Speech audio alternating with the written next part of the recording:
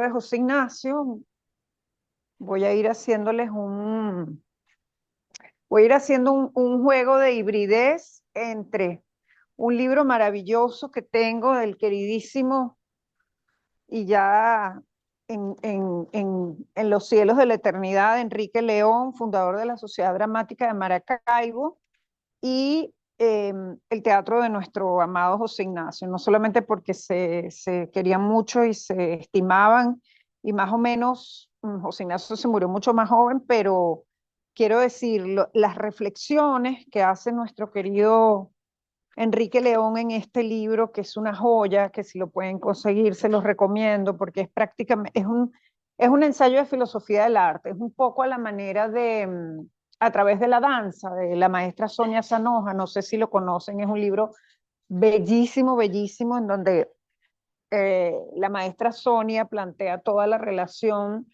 de lo que significa danzar, del espacio, de la corporeidad. Bueno, un poco aquí en este libro maravilloso de Ediciones Pancho el Pájaro, que es como se llamaba la editorial de la Sociedad Dramática de Maracaibo, eh, Enrique León me brinda la posibilidad de que vayamos dialogando. Son textos muy cortos, yo les tomé algunas fotos, luego se las mando al grupo.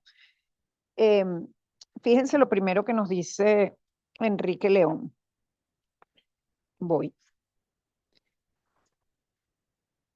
El texto. Cuerpo con necesidad de renovarse, inventarse en cada acercamiento.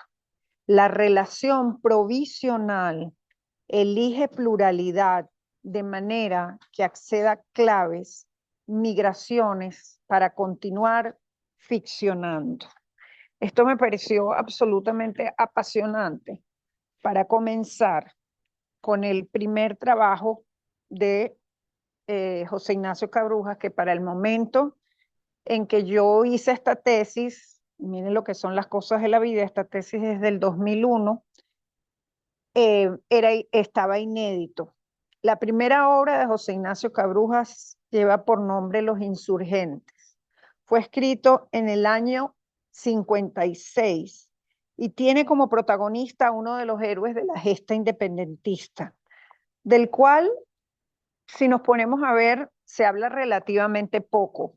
Es decir, hay un conjunto de héroes fundamentales del grupo de patriotas, ¿verdad?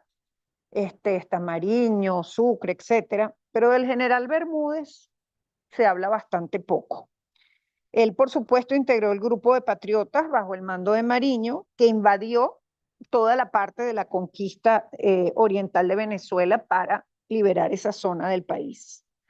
Bermúdez también es conocido porque participó en la última batalla, la batalla de Carabobo. Y lo interesante es que José Ignacio Cabruja, en su intento de llenar esos espacios de la gran historia, de entrar en conflicto, en amoroso y dialéctico conflicto, aunque suene redundante, con la historia oficial, toma la figura de Bermúdez porque Bermúdez es un eh, general que tuvo diferencias en cuanto a algunas de las estrategias que planteaba Bolívar en su concepción de cómo debía ser la lucha de la independencia. Esta interesante toma de lo histórico me, me, me llama también a compartir con ustedes, que es una marcadísima influencia rengifiana que además José Ignacio reconoce en el sentido de que César Rengifo, para José Ignacio, crea una nueva dramaturgia que pretende enmarcar al teatro venezolano dentro de de las grandes corrientes del pensamiento filosófico, político e histórico, y particularmente del materialismo histórico. De manera que para José Ignacio, eh, Rengifo se convierte en una figura fundamental y en una figura de la que como a tantas influencias, se va a apropiar y va a resemantizar. ¿Por qué? Porque ya vimos un poco por encima, yo les recomendaría que en la selección de textos, ya yo se lo había dicho a Néstor, que tomen el texto de Chico, porque es un ensayo muy interesante sobre lo que significa el sainete y cómo después ese mismo sainete, de ese sainete se va a reapropiar o lo va a tomar José Ignacio y lo va también a modernizar y lo va a transformar, atravesándolo, como les dije la vez pasada, con estrategias ficcionales de dramaturgia contemporánea. Entonces, César Rengifo, corriente a la que se adscribe en primera instancia José Ignacio, creo que nunca dejó de estar adscrito, pero lo fue, lo fue liberando, como podemos ver, ya les voy a decir en cuál de las, eh, en la primera, en la tercera, por favor, puedes poner en la tercera lámina de la presentación. Me parece súper pertinente para este momento en que estoy eh, a la altura de donde estoy.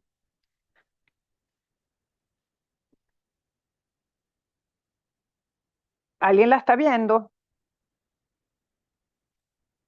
No, pero tú misma la puedes cargar y pasar. Así acabamos de hacer con Ah, ok, ya el... va, un momentico. Tú abres donde dice compartir y la compartes. Ok, entonces ya va, porque yo se la mandé a, a Camilo, pero ya la voy a, ya va. Ya voy, profe. Ya está aquí el técnico. Ya voy, ya voy. No, si no yo la abro.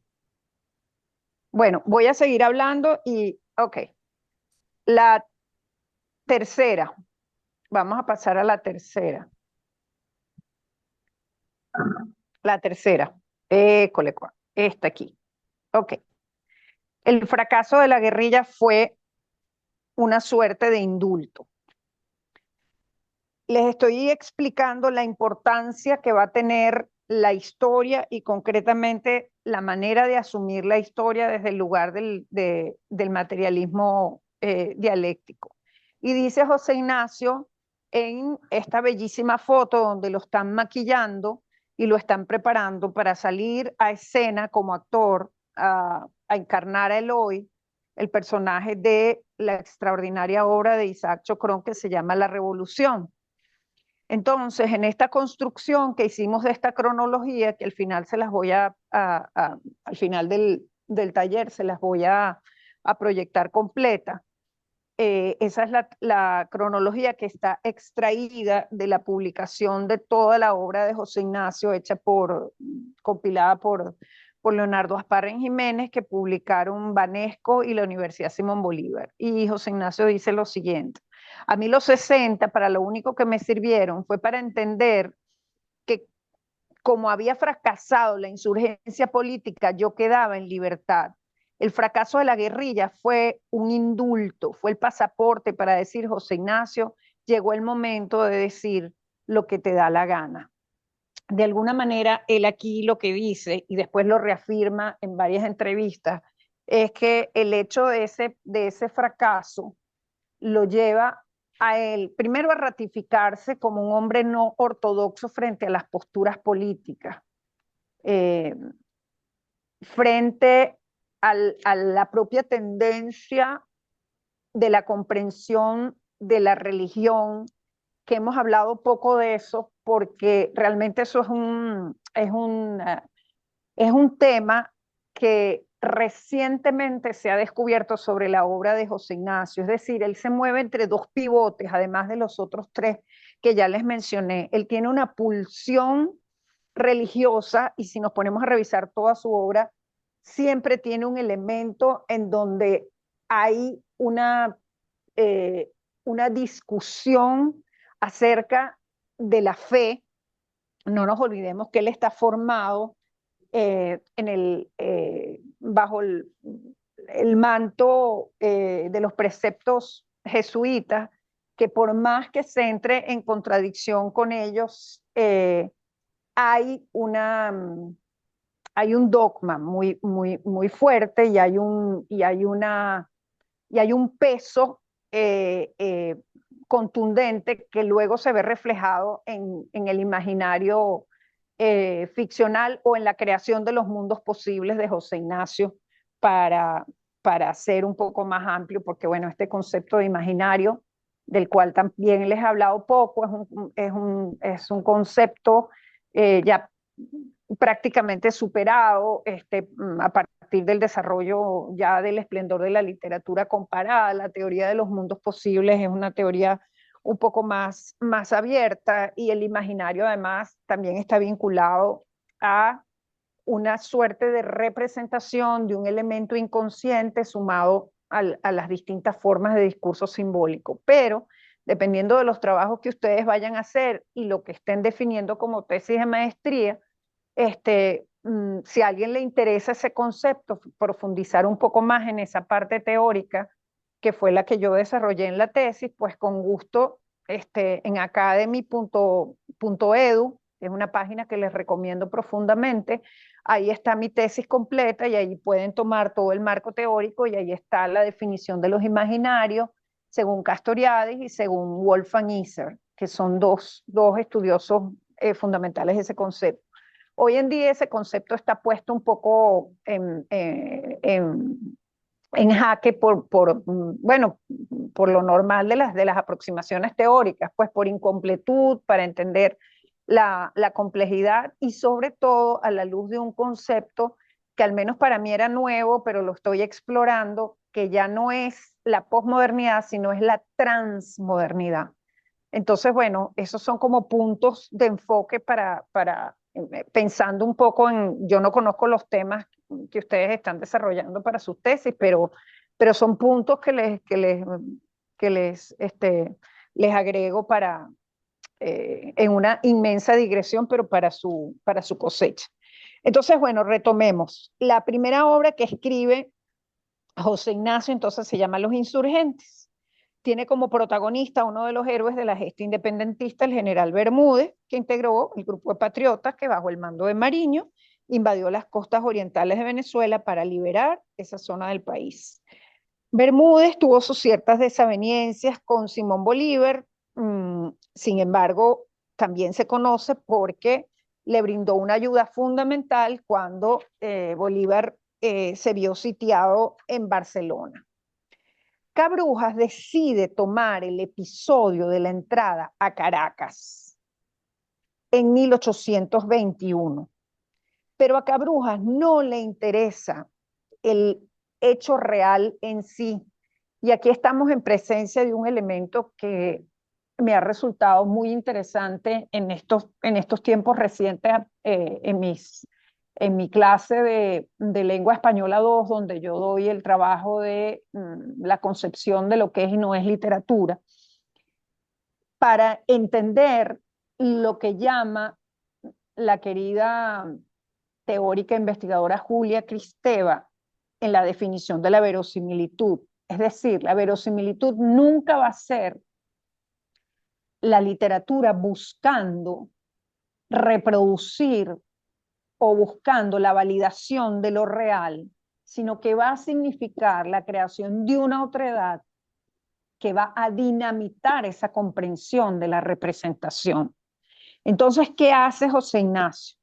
José Ignacio toma el argumento de la fierecilla domada de William Shakespeare y en vez de centrarse en el hecho heroico de la toma de Caracas, no, él decide, un poco siento yo, no sé si consciente o inconscientemente, jugando a la teoría de la historia de las mentalidades, más que el acontecimiento histórico en sí, trabajar con esos pequeños seres que están detrás de las puertas, trabajar con esos pequeños seres que quedan en las haciendas abandonadas cuando básicamente los hombres y los empleados de las haciendas se van a la guerra de independencia. y cuenta la historia de una viuda, justamente, que cuando el general Bermúdez está entrando magnífico, potente, épico y heroico a la toma de Caracas, la viuda le lanza un balde de agua caliente y el general Bermúdez, ofendidísimo, absolutamente impactado con la degradación de un hecho cotidiano, que por supuesto lo que expresa es la exasperación, la desesperación, pero también un juego paródico de José Ignacio para desacralizar la gran historia. Bermúdez invade su casa. A partir de ellos entonces se establece esa relación de conflicto, de pelea, de comedia de equívocos que maneja Shakespeare en La Fierecilla Domada. Se estrena esta pieza en 1961 y aquí ya se asoman las características que vamos a ir viendo a lo largo de toda su producción dramatúrgica, independientemente de el grito de independencia que va a proclamar José Ignacio después. Ya no, Nicolás Curiel, como les leí la semana pasada, considera que es a partir de Juan Francisco de León, cuando José Ignacio dice que el verdadero teatro latinoamericano se funda en el lenguaje, y fíjense que ahí está haciendo un guiño a la definición de la literatura, entiéndase literatura dramática, lírica, la literatura en su mayor amplitud, como un fenómeno de extrañamiento del lenguaje, más que una concepción temática que es un poco a los que nos tenía definido todo este tema del regionalismo y el costumbrismo, etcétera, etcétera.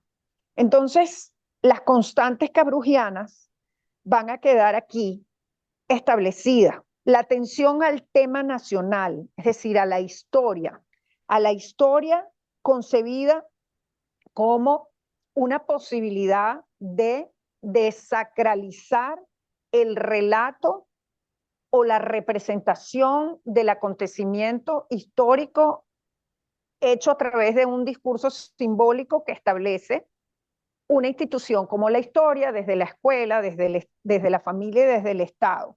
Es decir, contradiciendo o entrando en conflicto con concepciones como la de Eduardo Blanco en Venezuela, heroica.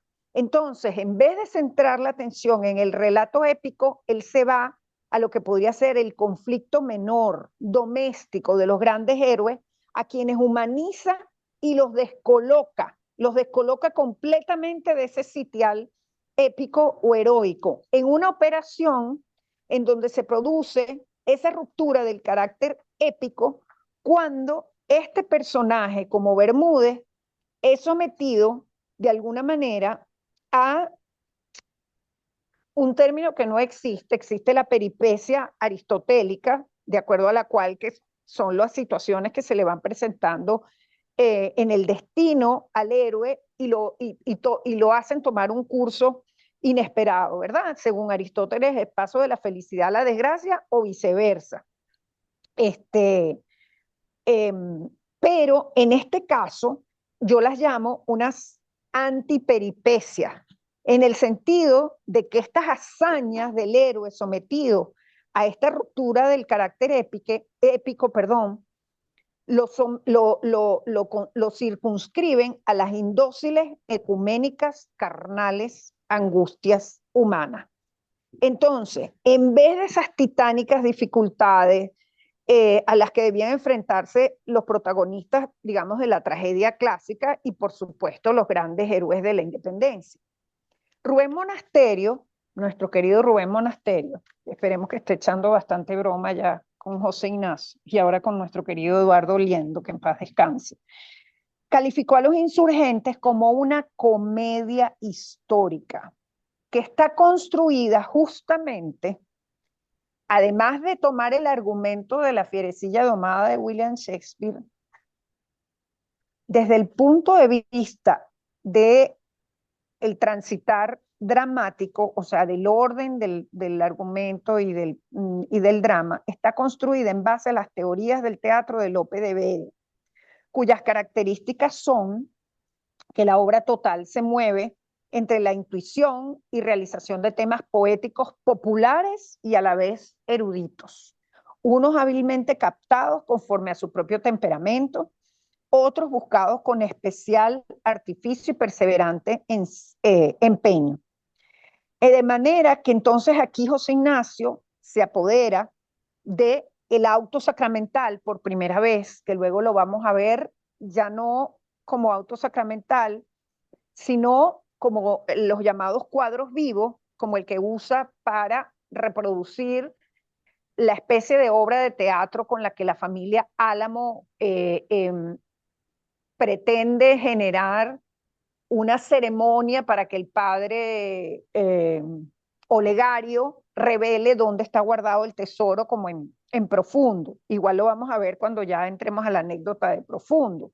Y quienes no hayan visto Profundo, bueno, por supuesto, con mayor razón se las recomiendo.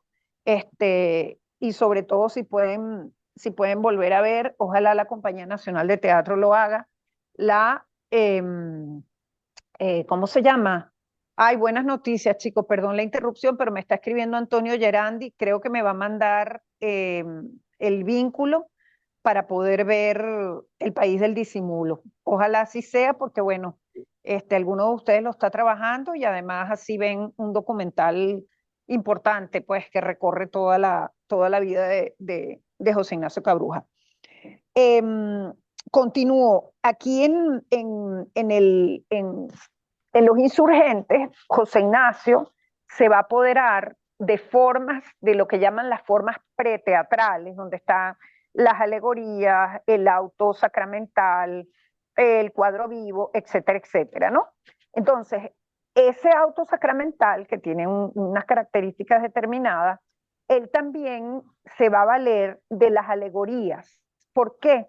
Porque las alegorías son figuras dramáticas que pertenecen al teatro épico de Rengifo. De manera que aquí, en esta primera pieza, estamos viendo un apego muy grande de José Ignacio a, digamos, grandes maestros universales y ya probados en su búsqueda. Cuando digo probados en su búsqueda, digo que tienen unos ciertos códigos, así como un poco la manera, haciendo la comparación extrema, pero para que lo puedan comprender, un poco como el ars poética del decálogo del perfecto cuentista, es decir, es una reflexión o la teoría y juego del duende de García Lorca, es una reflexión sobre su propio proceso creativo, sobre la mirada que hacen estos distintos artistas en su proceso de creación, y por eso hay unas teorías de teatro, de la comedia de Lope de Vega, que escribió más de 1000 comedias, y también un estudio sesudo, consciente y deliberado de tomar todas las categorías del teatro épico rengifiano para probarla en una dramaturgia propia, y a medida que va avanzando en la exploración de los temas que le interesan a José Ignacio y de su propia pulsión como creador, él va a ir depurando la inmediatez, por así decirlo, de esas apropiaciones, y las va a ir convirtiendo en una teoría propia, valga la redundancia. Por eso es que les leí ese texto de Nicolás Curiel la vez pasada, en donde él le dice que ya en Juan Francisco de León, ya José Ignacio ha dado un salto, y esa apropiación de lo brechtiano rengifiano ya no va a ser lo brechtiano refigiano, sino va a ser la interpretación que Cabrujas le da. ¿Ok? Entonces, bueno, sigo con los puntos de Lope. Los temas populares, la presencia y contradicción entre las clases sociales como los aldeanos, la burguesía, los cortesanos, expresados en los dramas de honor, de alguna manera, esta comedia histórica se convierte en una suerte de drama de honor que valoró Cabrujas para elaborar esta comedia, donde el humor ya se ratifica como primera característica a ser evaluada en el desarrollo posterior de la obra del dramaturgo en estudio. Si nosotros leemos, por ejemplo, para que vayan viendo cómo se va tejiendo el mundo creativo de José Ignacio, esta crónica que me encontré de Sebastián Montes, de Punto en Domingo, del 1 de julio de 1973, se llama Atrás Reaccionarios, que ahí viene el gobierno. Y dice, él crea un, un diálogo. Cándido Peralta, jesuito amateur, me consigue en la Plaza Bolívar a la altura del bombardino solista durante la ejecución del vals Geranio. El director, aquí está un poco borrado el texto, pero bueno, le pregunta, ¿qué hay, Montes? ¿Cómo están las cosas, Peralta? Y sin media respuesta atropella el grupo de caraqueños nostálgicos que escuchan el concierto dominical.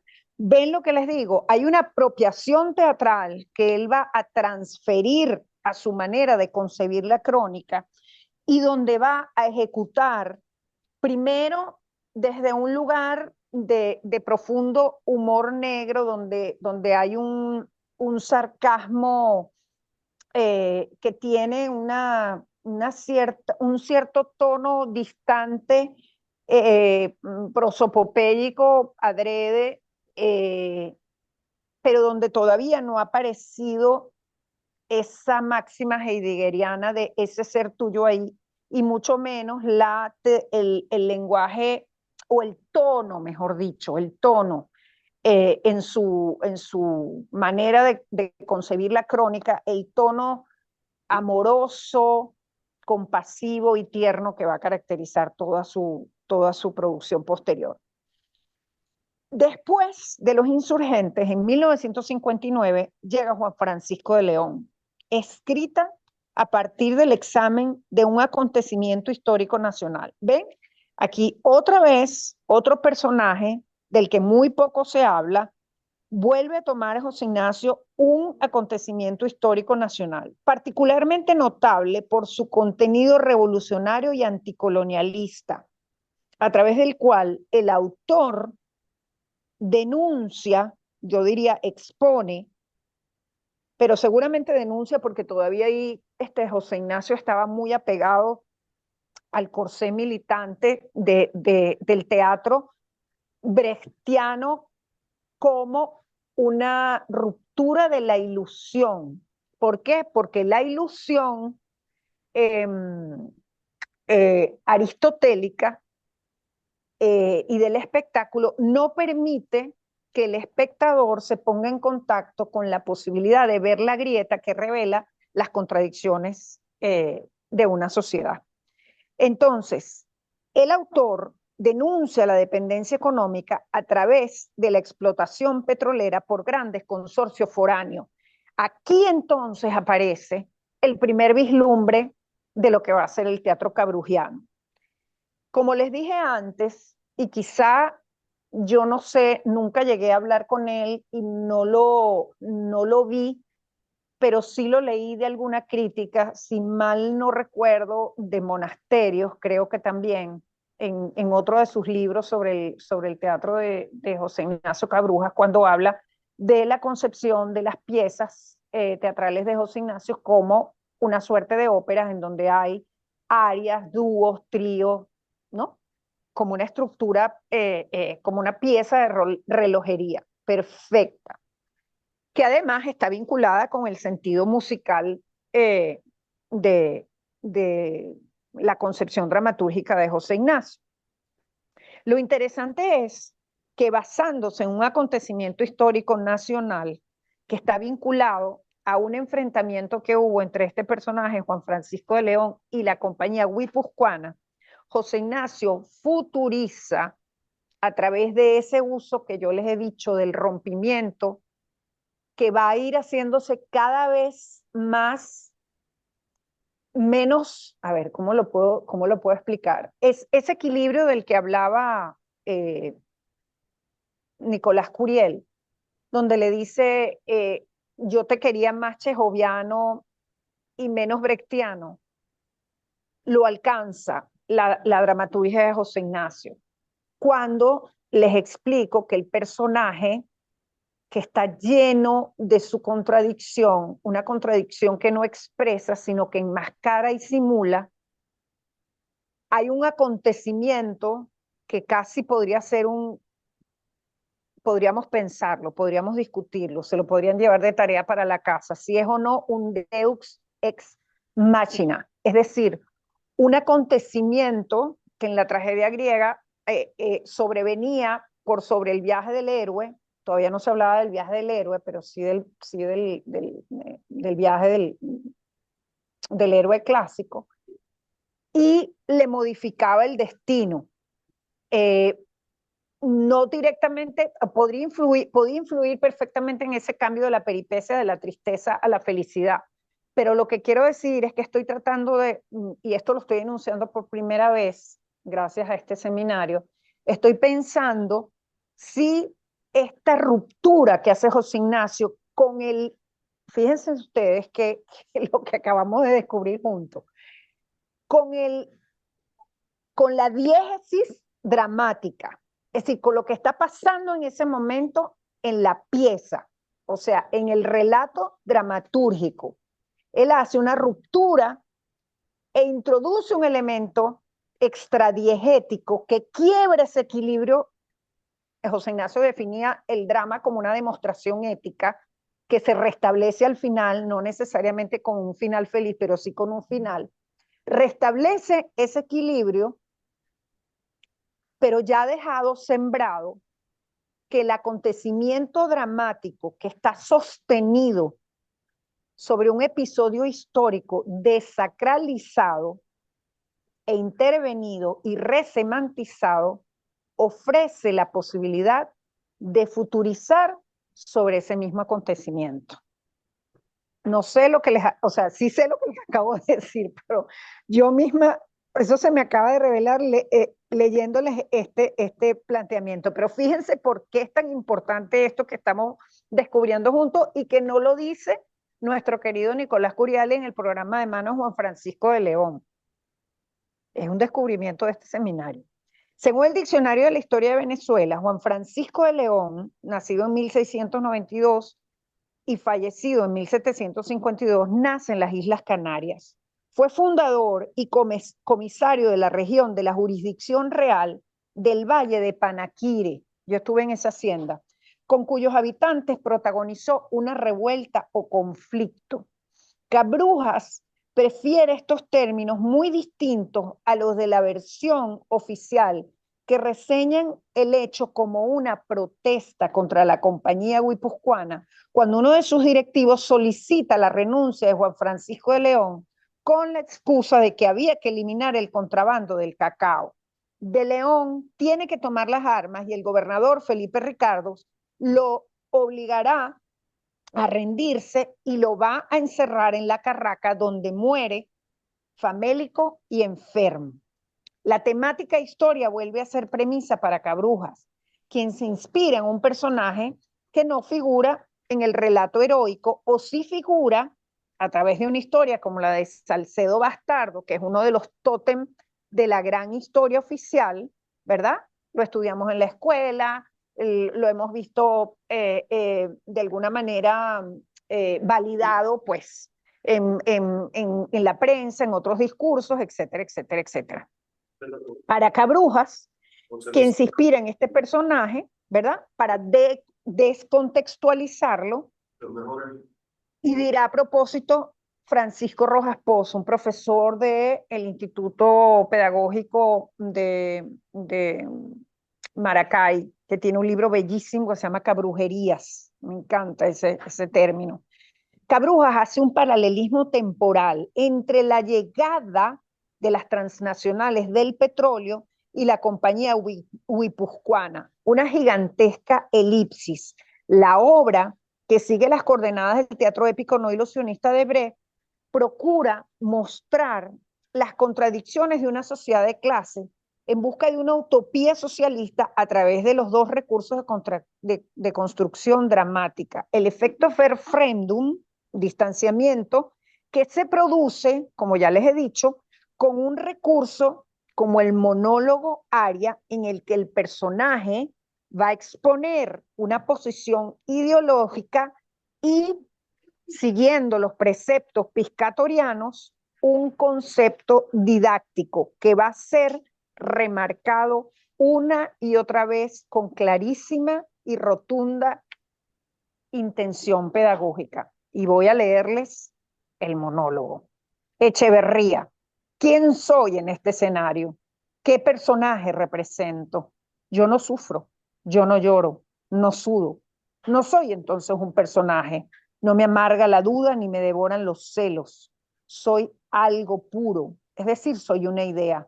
Casi me da vergüenza confesarlo. Soy el coloniaje en la más bastarda de las formas. Ven, aquí está utilizando un recurso que pertenece también a la comedia de Lope, pero esto no es una comedia negra. Aquí está usando la alegoría, es decir, él está haciendo el desdoblamiento y convirtiendo a la idea en personaje. Quizá Echeverría no fue como yo, es más, estoy casi seguro, pero os atreveríais a decir que quien os planta pozos de petróleo con hogar, mujer e hijos es un mal hombre. No, no es malo, tampoco lo era Echeverría. Lo horrible, lo negativo, lo que hace rechinar los dientes de indignación es la aureola que rodea a los hombres, lo que está detrás, la garra, el pulpo de mil garras, la idea. Fíjense que tenía muchísimo tiempo que no leía este monólogo. Él está jugando con la presencia de las transnacionales del petróleo como una idea evolucionada eh, eh, que no tiene por qué validar necesariamente con un estudio sociológico sobre el petróleo, pero está diciendo que el coloniaje como idea evoluciona y se transforma. ¿Por qué? Porque finalmente detrás de toda esa materialización de esa forma de dominación está la idea de la dominación.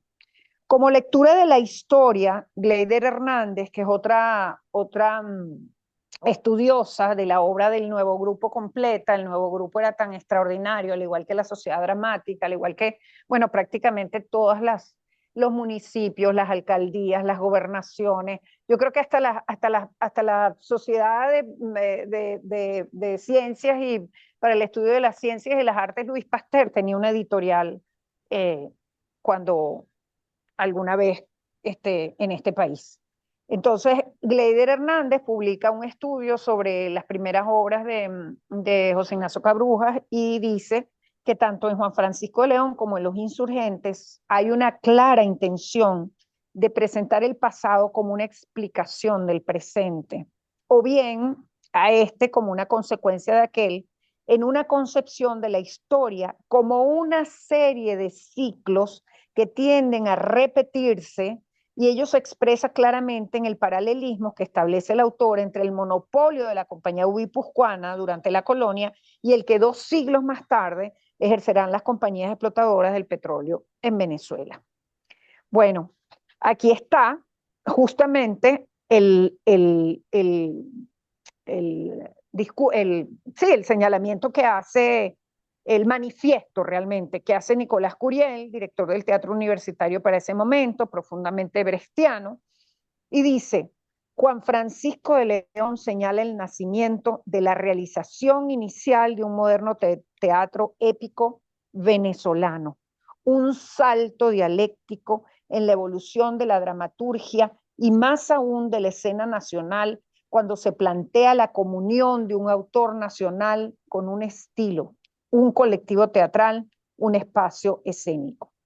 Y es que para ese momento, como yo les dije antes, las teorías brechtianas daban forma entonces, forma estética, al proyecto ideológico de todos los grupos éticos y estéticos de los grupos teatrales de América Latina, que apuntaban hacia la creación colectiva y sobre todo a la dramaturgia presentada como una formulación crítica de la sociedad, como un examen de una situación enajenante en el campo económico o sencillamente un análisis histórico de Latinoamérica.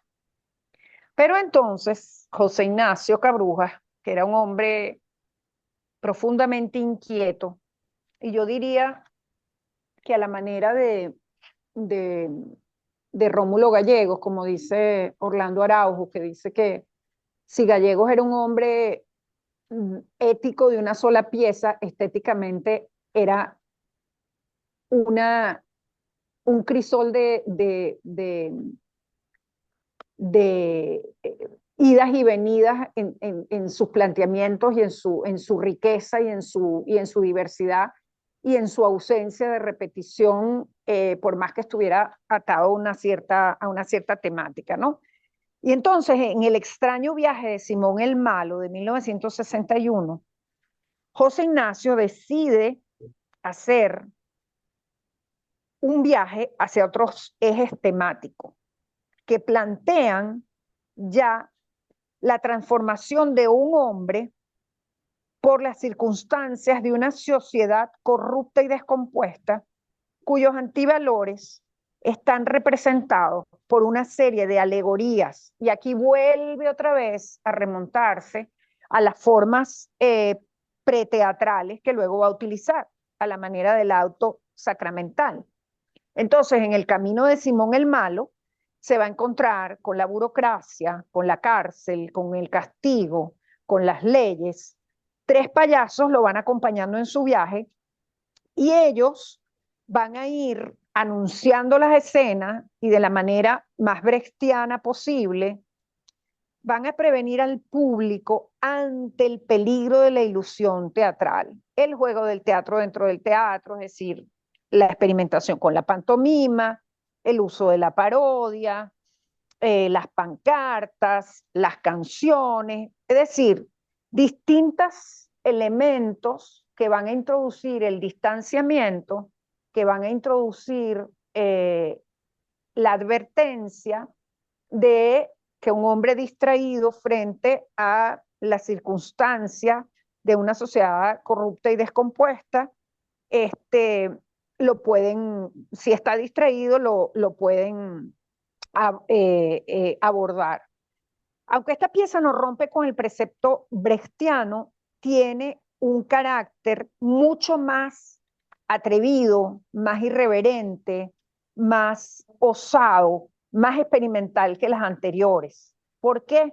Porque José Ignacio empieza a explorar aquí lo que llama Rubén Monasterio una línea de teatro filosófico y la exploración de exponer una tesis para obligar, y aquí se mete por la vía de la teoría de la recepción, que el espectador asuma una actitud, es decir, que de alguna manera no solamente reciba el mensaje ideológico de lo que aparentemente está bien o está mal, despierte de la ilusión de aristotélica o del drama que lo adormece frente a las contradicciones, sino que José Ignacio introduce una suerte de reflexión en el personaje acerca de lo que es verdad y lo que es ilusorio. Y dicen que en esta pieza José Ignacio se remonta a todo ese concepto de las fábulas y las moralejas de la literatura clásica y hace entonces una pieza que ya lo lleva por otros derroteros. Después viene otra vez en 1963 En nombre del rey. Y volvemos otra vez a buscar de nuevo la historia como referente. Y esta vez José Ignacio aborda el conflicto del mestizaje. El conflicto del mestizaje ubicándose en uno de los grandes discursos que luego, con los cuales luego va a entrar en contradicción, que es el mestizaje como la antítesis de la concepción europea. Es decir, del nuevo mundo, de lo nuevo en relación a lo viejo. El protagonista es Gonzalo de Quesada, quien llega a nuestro país e intenta imponer una monarquía. Aquí José Ignacio vuelve a tomar, apropiarse del tono humorístico, hiperboliza al personaje central y juega a ser una parodia de el colonizador. El autor entonces aquí desarrolla cuál es su tesis acerca del carácter verdadero del conquistador. Desacraliza y lo pone como el segundón, como ese hombre que solo buscaba merecer al rey, como ese hombre que lo montaron prácticamente en una embarcación sin tener, por supuesto, el libre albedrío de qué es lo que iba a hacer con su destino. Y luego, entonces vamos a llegar a Fiesole, pero antes de entrar en Fiesole, vamos a hacer una recapitulación muy breve de estas primeras piezas de las que hemos hablado. En el medio, tampoco para mi tesis había aparecido, ay, ya va.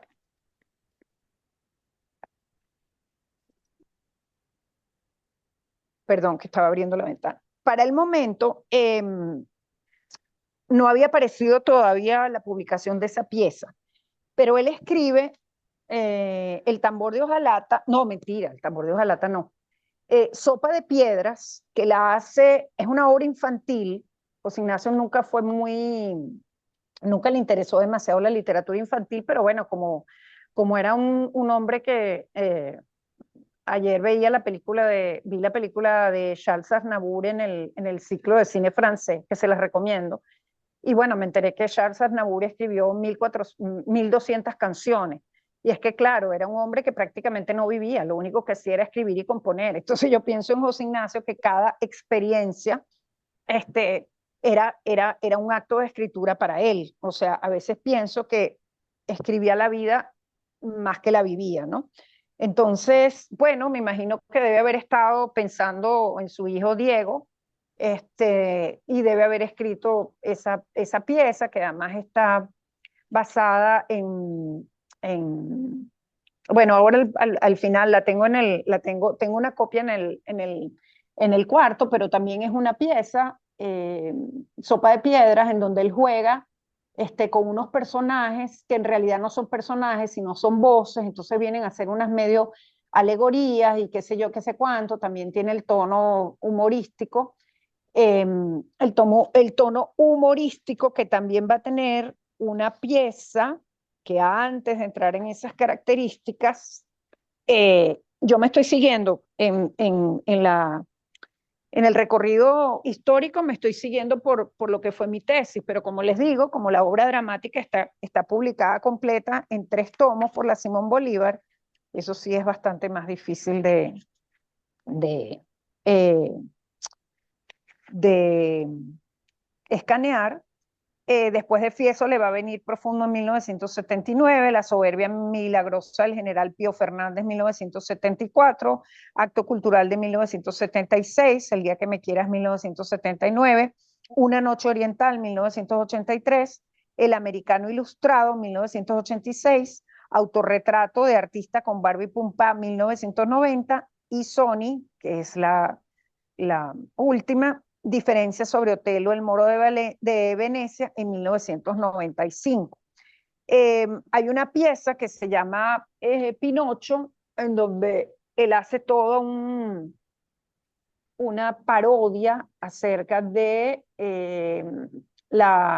un juego con los 40 años de la democracia, con una suerte de debate entre personajes que son de uno u otro partido, pero también aquí en Pinocho, que no está en este tomo 2, debe estar en el tomo 3, recupera un equilibrio, o mentira, se aproxima a un equilibrio donde está el contexto histórico, político, donde está el elemento de la farsa, el humor, la apropiación de formas preteatrales o también de argumentos que ya existen, por ejemplo, como le va a pasar en Sony, que es una recreación, distancia y cercanía con el Otelo de Shakespeare. Y Pinocho es también una reflexión acerca de la verdad, la ilusión, la fantasía, lo que es cierto y lo que no es, ¿no? Entonces es muy interesante. Y pues nada, sigamos entonces con el tema del resumen de sus, de sus características. A ver, el teatro de dramaturgia que vemos en estas primeras obras de José Ignacio nos permite nuevamente hacer como un compendio de sus características, de sus temáticas, de sus constantes. La historia nacional como parte de una dinámica cultural apreciada desde una visión del mundo que es profundamente dialéctica. No relata, teatraliza y desacraliza, desmonta, y a través de esa desacralización, teatralización, se apropia de episodios de la llamada gran historia para exponer los conflictos y dramas humanos y la anécdota local enmarcada en esa historia que desmonta y desacraliza. Ya hemos hablado del tratamiento al personaje que le da en Juan Francisco de León, siempre se basa en referentes reales como protagonistas de sucesos históricos, en los cuales, si bien giran alrededor de una etapa de la historia venezolana, esa etapa de la historia, concebida la historia como un ciclo recurrente de errores que no permiten sino reproducir ad infinitum eso que va a llamar mucho más adelante la obsesión por el tema del fracaso, esos mismos episodios futurizan los que van a venir, que a su vez van a repetir de alguna manera esa cadena de errores que van a llevar al fracaso. Todas las piezas están trabajadas desde el humor y en mayor o menor grado lo emplean a través de los tropos de parodia e ironía. Todas están realizadas bajo los preceptos del teatro brechtiano, manejando el discurso y manejan el discurso del distanciamiento, es decir, el distanciamiento se sustenta en la ruptura de la empatía, de la ilusión. Emplean también el teatro como instrumento didáctico por medio de recursos espectaculares que aparecen como paratexto, pancartas, canciones, el teatro dentro del teatro. Y los personajes, entonces, mucho más allá del presupuesto ideológico, y eso va a ser muy interesante, que estando apegado a los preceptos brechtianos, va a lograr, por ese genio único y por esa aparición y preocupación que lo va a acompañar hasta la última obra y hasta la última crónica, que más allá del presupuesto ideológico, del apego a las características del teatro épico, esa fisura que se abre en José Ignacio les va a permitir construir personajes que tienen el atributo que Carlos Castillo del Pino llama la personajeidad, es decir, una hiperidentidad que va a hacer que ese Juan Francisco de León es un Juan Francisco de León que no necesariamente, teniendo como referente el personaje real de la historia, va a construir, o sea, va a transponer el concepto de persona Juan Francisco de León al concepto estético o la hiperidentidad del Juan Francisco de León de la obra de José Ignacio Cabruja. De manera que va a lograr construir un mundo psicológico y afectivo sin abandonar el parámetro brechtiano.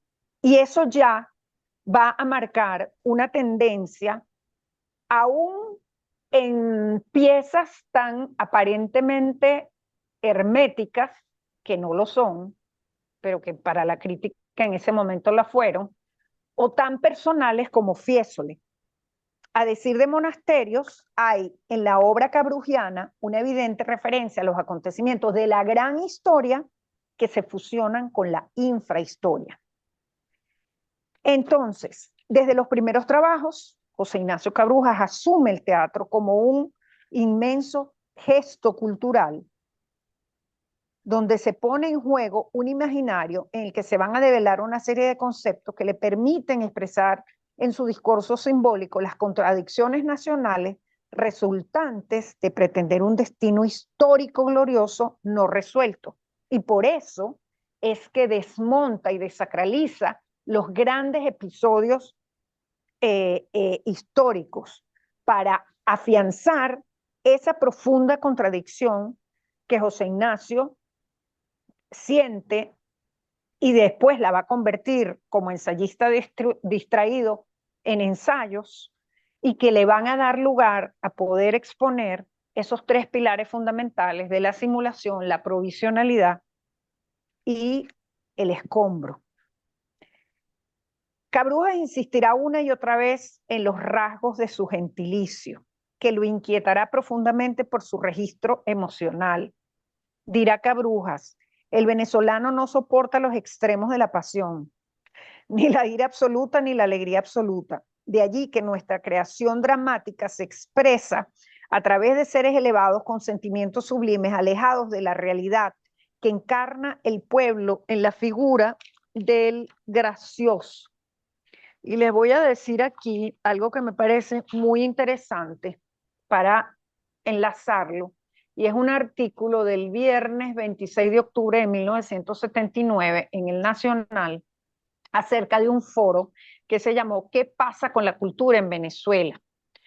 Entonces, José Ignacio Cabrujas dice lo siguiente: la cultura es un inmaculado quirófano, un colosal, que es que la letra está muy pequeña y está un poco borrosa, desinfectante que nos proporciona objetos ya purificados que alguna vez fueron vida espontánea e inmediata y hoy, gracias a la labor reflexiva, parecen libres del espacio y del tiempo, de la corrupción y del capricho, aunque no del CONAC, del Consejo Nacional de la Cultura. Tras un adecuado proceso de refrigeración del logos, se nos anuncia un programa de rescate de la identidad nacional, actualmente detenida en la Alcabala de San Joaquín mediante la lectura radiofónica de los cuentos de Tío Tigre y Tío Conejo, una colección de huesos ancestrales en el Museo de Ciencias y unas charlas visuales sobre la batalla de los Horcones y el macizo guayanés. Una vez más, agregó, la realidad le pertenece al Ministerio de Minas e Hidrocarburos, tal vez el único organismo del Estado que ejerce una acción contemporánea en el país. Se dan cuenta del hecho de cómo la contradicción nacional es resultante en su dramaturgia, en su discurso como cronista y en su discurso como ensayista, en una coherencia impresionante, resultante de pretender un destino histórico glorioso no resuelto. Ahí se sostiene una tesis como la del Estado disimulo, ahí se sostiene una tesis como la de acto cultural, que la cultura es un gesto, es una gesticulación, es una simulación, una puesta en escena, un enmascaramiento de lo que no se es. En Latinoamérica, dirá, al sentimiento trágico lo sustituye el sentimiento patético que inspira lástima. Fiesole. Samuel Beckett entra en escena. Tenemos chance de hablar de Fiesole, ¿verdad? Para entrar entonces en la próxima clase, entramos en el quadrivium y en la telenovela, de manera que vamos a cerrar. Después que hablemos de Fiesole, vamos a poner el video que está, ya les voy a decir en cuál de las láminas, creo que es en la número 4, ya les voy a decir. ya va. 3, 1, 3, ya va. No, no sé por qué. En la lámina número 2 es el que lo podemos, eh, bueno, como ya les dije, desde Roberto Lovera de Solo, Francisco Rojas Pozo, Gleider Hernández, Leonardo Asparren Jiménez, bueno, absolutamente todos los críticos que hasta ese momento se habían aproximado a la obra de José Ignacio Cabrujas dicen que Fiesole es una obra ruptural. De hecho, a Carlos Suárez, creo que es Carlos Suárez Radillo, un crítico, sí, Carlos Miguel Suárez Radillo, con respecto a esta obra, dice José Ignacio, Rubén Monasterio la considera una pieza atractiva para muy pocos espíritus especulativos, más para una investigación hermenéutica y para nada interesante ni atractiva para el espectador de teatro, ¿no? Se habla de una atmósfera nihilista y dice José Ignacio Cabrujas, dos grandes obsesiones me asedian antes de escribirla. No quiero que los personajes tengan nombres determinados y quiero expresar mi odio a las fuerzas represivas ante la posibilidad de un hombre, sin saber por qué, pueda ser acosado, de que un hombre, sin saber por qué, pueda ser acosado y privado de su libertad. Esta última nace, sin duda, de la prisión que sufrimos Herman Lester y yo durante 11 días, los cuales, sin saber por qué, estábamos presos.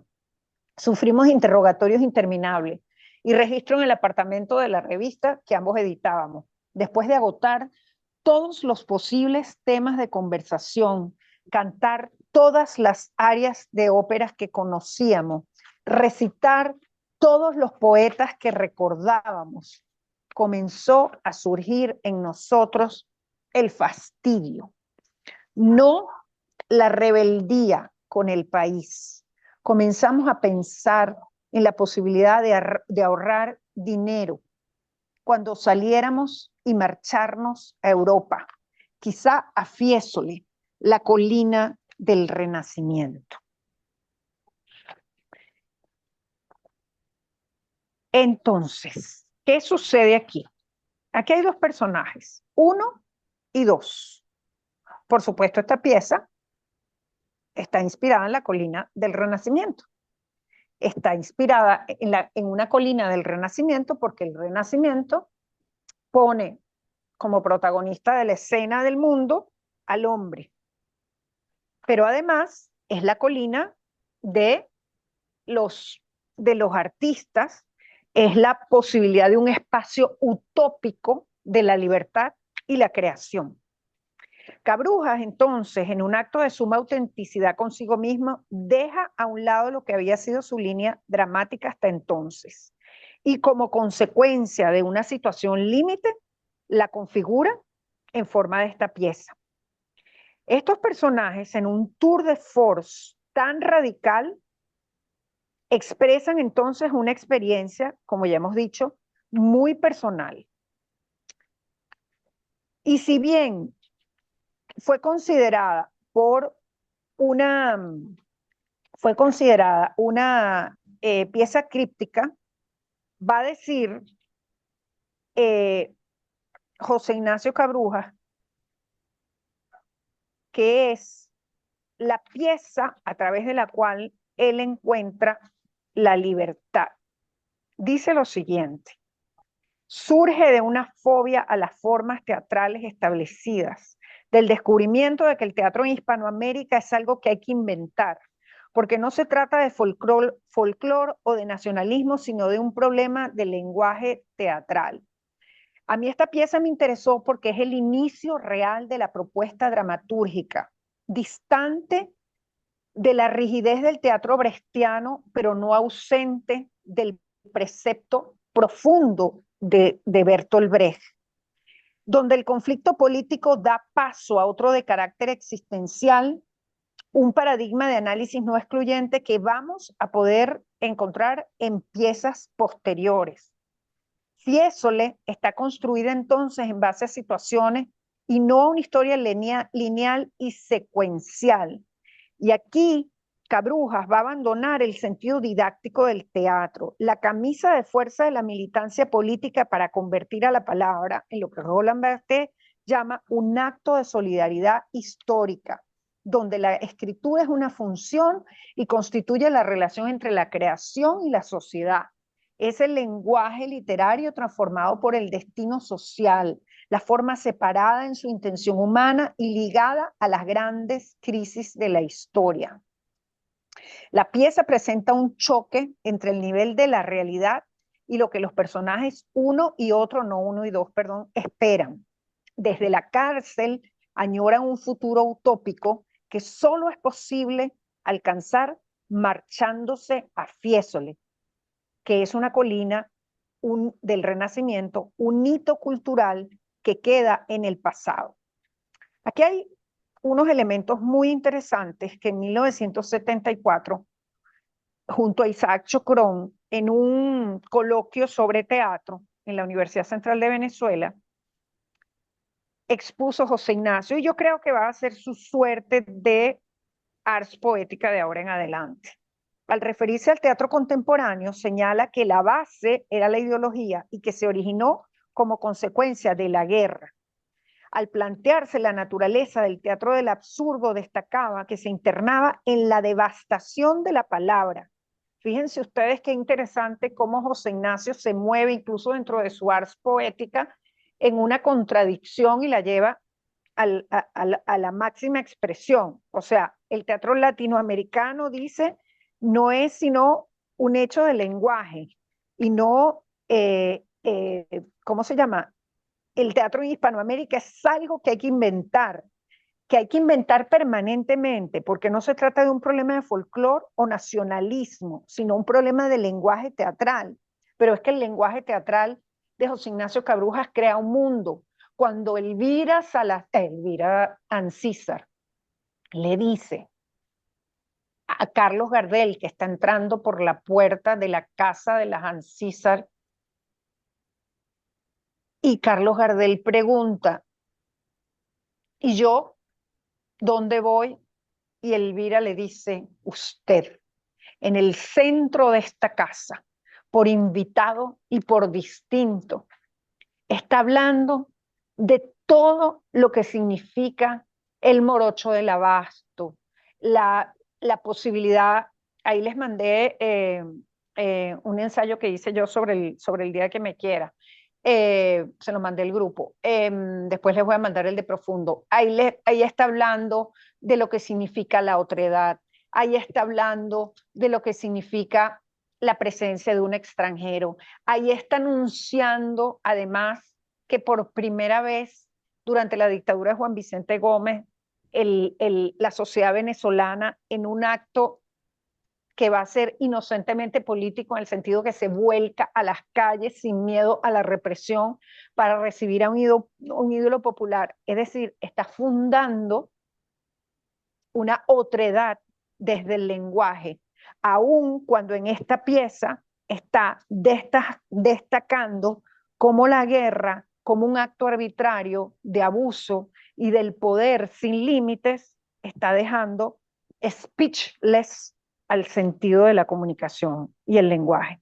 Y por más que Monasterio haya reconocido en esta pieza una recreación barroca en profundidad en torno al planteamiento de la existencia ¿cómo se llama? De postulados que podrían perfectamente colindar con la mirada sartriana, con la propia mirada del absurdo de Albert Camus, etc. Él dice que Fiesole no es más que una concesión a la tendencia reflexiva, verborreica, pero no logra entender que el juego de la verborrea, digo Rubén Monasterio, es justamente la manera de exponer la contradicción de que en una situación límite como esa, acordémonos lo que dijo, creo que fue, no sé si fue Adorno, con relación a la poesía después de un acontecimiento como el Holocausto. Es decir, el sentido, la pérdida del sentido del lenguaje y de la rarificación del lenguaje dentro de la poesía y de la expresión de la poesía como cúspide del lenguaje, porque el lenguaje sometido, digamos, a esa presión, como dice Cioran, es una mezcla de pérdida e infinitud, un vacío sinónimo de apoteosis, el lessness sin ausencia, que es lo que es el teatro de Beckett. Samuel Beckett contrapone el ser y la existencia, y esa contraposición da resultado al caos. Entonces, claro, es una confusión, no hay forma de encontrarle sentido, no hay forma de encontrarle ni siquiera utilidad, y Fiesole entonces termina traducida como el sinsentido de la razón. Entonces, de alguna manera, esta crisis de la razón se produce después que José Ignacio y Hermann Lester entran cartesianos y brechtianos a la cárcel. Ahí viven una profunda desilusión, las contradicciones de la razón, que, como dice Gleider Hernández, las contradicciones de la razón que llevada a una confrontación real no la pueden soportar por la ecuanimidad que les pide, entre paréntesis, el facilismo cartesiano. Entonces, esta pieza marca el inicio de una propuesta dramatúrgica en donde el conflicto político no se diluye, sino que se internaliza y se potencia a través del conflicto de carácter existencial. ¿Ok? Bueno, como son las 12:46, no recuerdo exactamente cuánto dura ese video, pero yo quiero que lo vean, y si bien no vamos a alcanzar a ver la telenovela, pero quiero que vean cómo dentro de la propia telenovela también están presentes estas características que hemos visto ahora. Antes del video, voy a decirles entonces, Fiesole como metáfora del lugar utópico produjo confusión entre la crítica. Rojas Pozos sostiene, sin embargo, que la metáfora del Renacimiento tiene que ver con la necesidad de salir de un cascarón, de una militancia, hacia una búsqueda más personal. El autor la define como la primera obra en un encuentro total conmigo mismo. Propone un nuevo paradigma estético ideológico donde no se borrarán los caminos interiores, se incorporarán, se transformarán, se metabolizarán, y José Ignacio Cabrujas evolucionará hacia un lenguaje propio de carácter universal, introduciendo las bases lingüísticas que caracterizarán su dramaturgia posterior. La utopía de Fiesole será el norte hacia el que José Ignacio Cabrujas dirija su indagación una vez que resemantiza su teatro de tesis, se despliega en su concepción lúdica del teatro, continúe desarrollando su discurso del humor y la parodia, y comience a explorar los comportamientos arcaicos de la cultura nacional en lo que yo me atrevo a llamar la aparición del absurdo cotidiano. Adelante.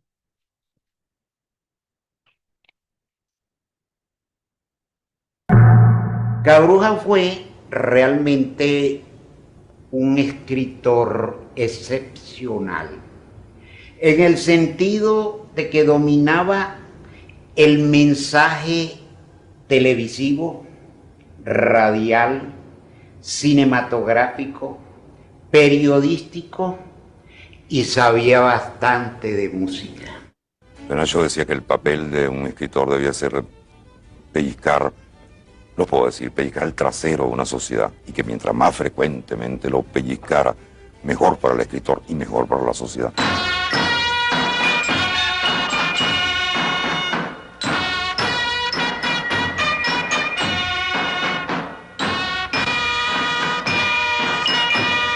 Esta historia ocurrió en una época de barbarie y desolación. Los hechos aquí descritos forman parte de la verdad y de la ficción, pero son en todo caso la memoria de una de las tiranías más sangrientas y crueles que haya conocido país alguno en América Latina. Quienes hicimos Gómez queremos dedicar este espacio al recuerdo y a la presencia de los hombres y mujeres que alguna vez supieron decir no en este trecho de la historia de Venezuela. Cabruja recoge todo ese formato, todo ese diseño, todo ese discurso novelesco, satírico, burlón, y lo lanza a través de personajes de nuevo cuño, es decir, con un lenguaje distinto, donde las heroínas eran mujeres venezolanas que no tenían la soberanía económica y eran mujeres que estaban sujetas a los mandatos de los maridos. Todo bien, chica, todo perfecto. Sí, aquí con Natalia. Ok, mi amor, nos vemos enseguida. ¿Qué pasa? ¡No hagas eso! ¡Ay, pero cómo vas a hacer eso, chico! Bueno, pero ¿qué pasa, Natalia? Yo quiero que tú entiendas que es una realidad. Quiero que lo entiendas de una maldita vez. Vete, hazme el favor. No me gusta hablar de nostalgia, porque la nostalgia anuncia la vejez y anuncia el fin de las nuevas ideas. Pero claro, un ratito sí, porque yo estoy en un estudio de Radio Caracas Televisión, donde ocurrió mi vida de hombre de televisión. Casi todo lo que he escrito, casi todo lo que he hecho, lo he hecho para este canal y lo he hecho con esta gente. Entonces, es evidente que en este momento, al volver aquí a este estudio, tengo que recordar cosas que yo hice o que hicimos.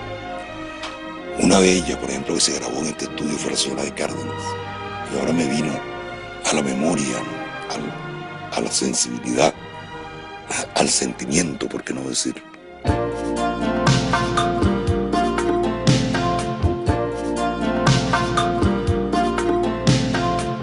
Cumplimos 9 años de casados. Felicidades, Alberto. Felicidades, Pilar. Tú sabes que yo siempre le recojo los pantalones porque él los deja tirados por ahí para el suelo, que la burra los recoja. Y yo nunca se los registro.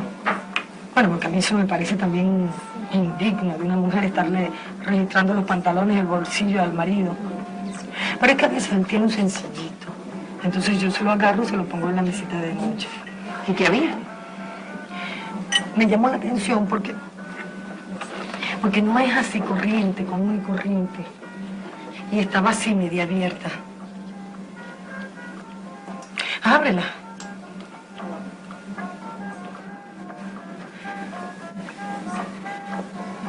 Se llama Fanny. ¿Hablar de qué? ¿Quién es Fanny, Alberto? ¿Y tú por qué me preguntas eso? Ah, ¿es que no te lo puedo preguntar? ¿Y tú por qué estás leyendo y viendo mis cosas? ¿De cuándo acá te veo por eso? Pero entonces por lo menos yo tengo la honradez de venir y decírtelo. Sin enterarme, porque tú me estás viendo a mí, ¿no?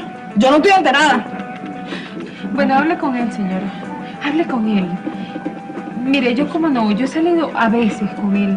Él me ha hecho cosas, pero... ¿Ah, sí? ¿Qué te ha dicho? Bueno, cosas. Entonces es verdad, ¿no? Mire, yo no sé. Póngase en mi lugar un momento. No. Tú, ponte tú en mi lugar. Es mi marido, ¿entiendes, chica? Es mi marido. Yo la odio. Y a ti en estos días también te estoy odiando. Porque yo sé que me estás mintiendo. Que tú me estás engañando por esa tipa. Yo no aguanto más esto. Yo no lo aguanto más, chico. Tú me odias. Yo no lo aguanto más, Alberto. No lo aguanto, chico. No lo aguanto, chico. No lo aguanto. Ahí está tu mujer, tu esposa legítima, que te está esperando en su casa con su hija y todo su parapeto. Anda, vete, déjame tranquila, te vas, tú te casaste, bueno, te quedas ahora con tu matrimonio. Te quedas con tu matrimonio.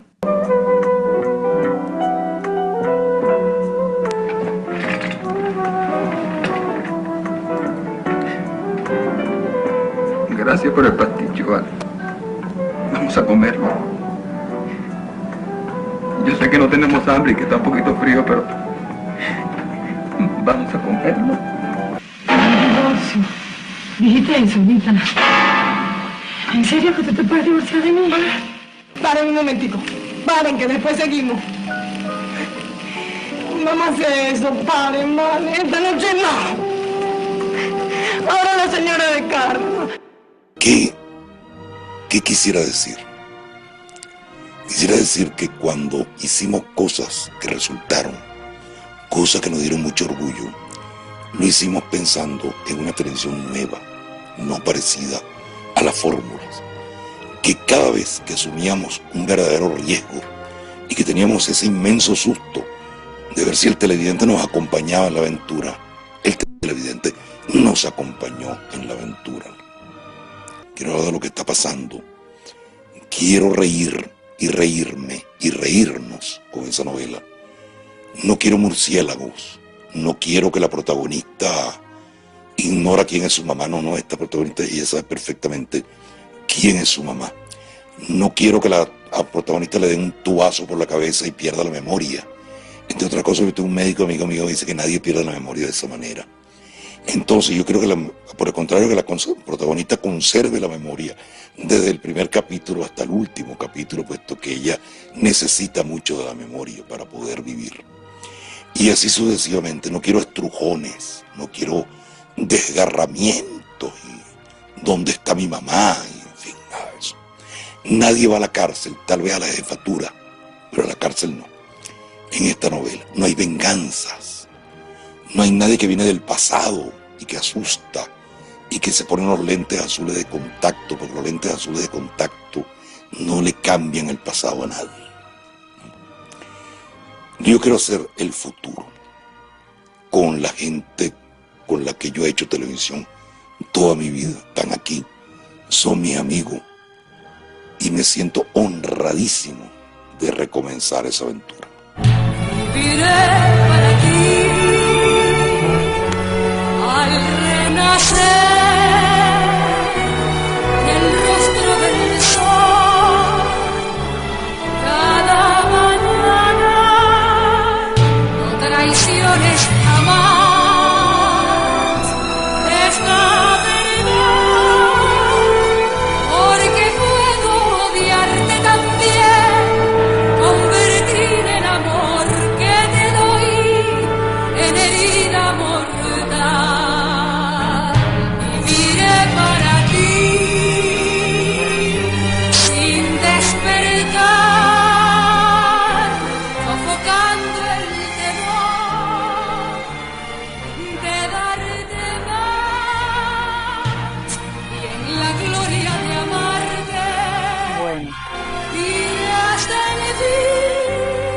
Ya lo puedes detener.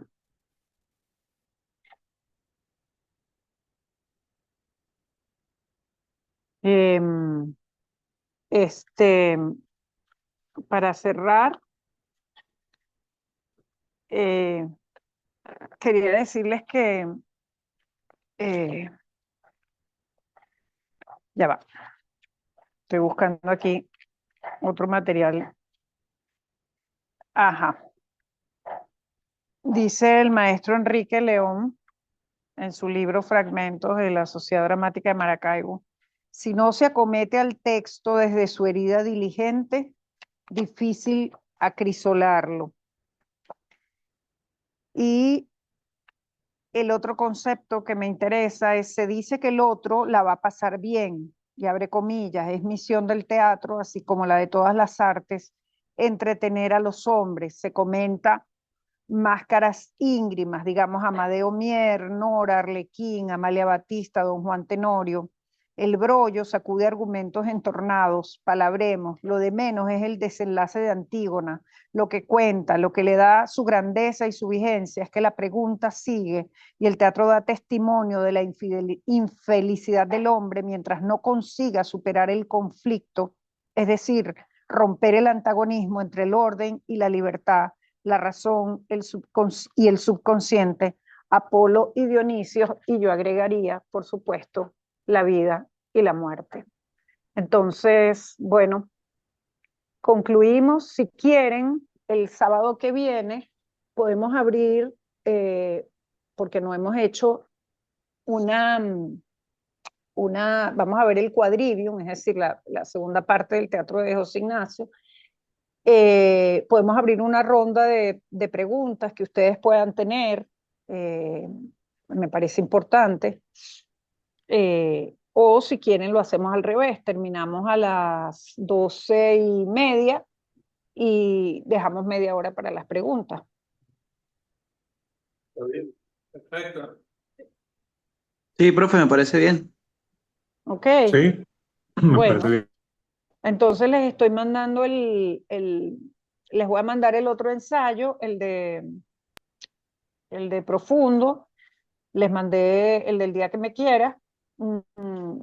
Después de Fieso, la primera pieza que viene exactamente es profundo.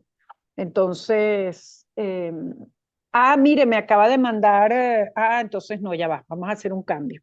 ¿Les parece si la semana que viene empezamos con El País del Disimulo? Me acaba de mandar Antonio Gerandi con muchísimo gusto el enlace para ver el documental. Entonces podemos empezar con el documental.